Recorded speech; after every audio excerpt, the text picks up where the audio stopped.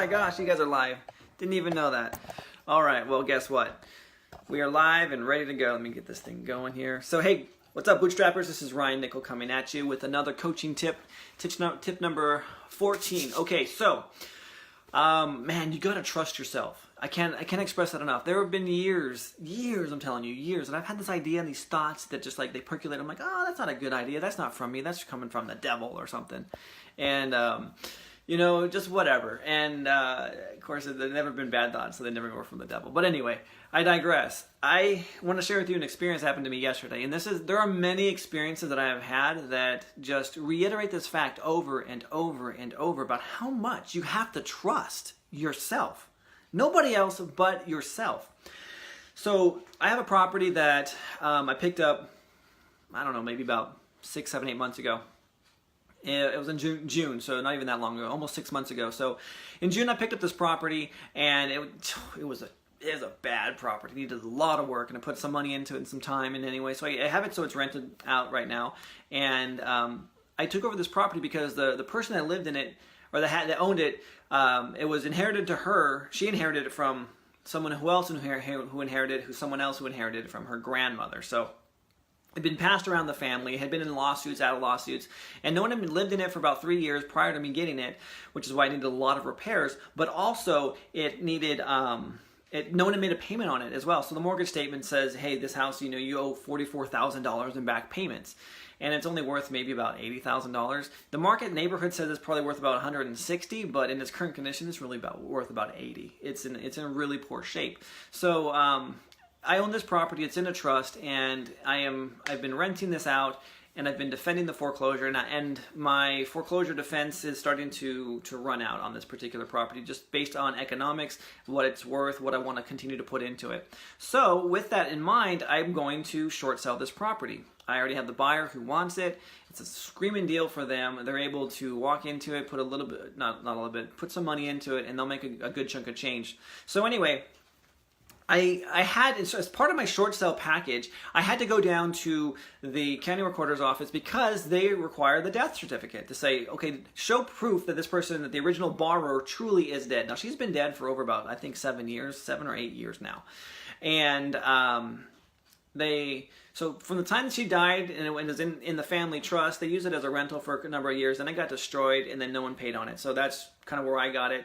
And when they started not paying on it, it just went vacant, and vandals and all kinds of stuff. So I picked up this property. So anyway, I'm going down to the courthouse or to the county recorder's office to go get the death certificate. Now, I don't know this woman. I've never met this woman. And in going down there, they asked me, so did she die in this county? I'm like, yeah, I'm pretty sure she did. So she looks it up, she's like, I don't see her. Do you know if she died in this county? I'm like, crap, I really don't know. Did she die? Because my counties, we butt up together, and we're split by a river. And so it could be, it's not in my county, so it might be in the neighboring county. But then I also know that the original trustee, who was part of the trust, lives in like Michigan or Minnesota or something like that. So I'm like, crap, I don't even know where this woman died. So I can't provide the death certificate to the mortgage company for my short sale because I don't know. So I'm walking out, kind of just like scratching my head, thinking like, what am I going to do here? I got to figure this one out.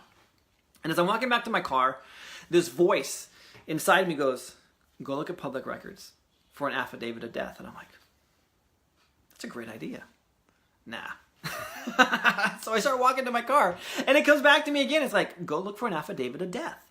And I'm like, what do I have to lose? I have nothing to lose. First off, if they did have the death certificate, it was going to be $21 for the copy. I'm like, okay, fine, $21, no big deal. So I'm like, you know what? I have nothing to lose. So I go back inside, sit down on the computer, type in this person's name, pull it up, and there's 4 different ways that this person's name is on title or on the public record. So I go through every single one, and sure enough, the last of the 4 happens to be the affidavit of death. Now, it's interesting enough, I was searching for her name. She originally had been the trustee of her living trust prior to it being going to the trustee who originally started passing the property around from family member to family member. And at that point, that's when they had inserted the affidavit of death to change it from a living revocable trust to an irrevocable trust. So anyway, I found that document. I'm like, woohoo, yeah, score, right. Yeah, chalk went up to listening to intuition. So I pulled it out, paid for it. It was only $8. I'm like, man, $21 versus $8. I'll take $8 all day long. But the point of the matter is that I listen to myself. I listen to that intuition. And there, I can't tell you how many times a day where I'll have this like little thought like, hey, Ryan, go call that seller. Or, hey, Ryan, what about this lead here? Like a property I hadn't thought about for years. Like there's a property, another case in point. I have another property that I have that I thought was maybe worth about $250,000. I just happened to do a comparable search. Had no reason to, but I happened to do a comparable search on this property, and there's a house that sold right around the block, exact same layout, exact same floor plan, exact same square footage, exact same lot size, everything, except they have a pool, I don't have a pool. Big deal. Everything, $370,000. Just sold November 29th.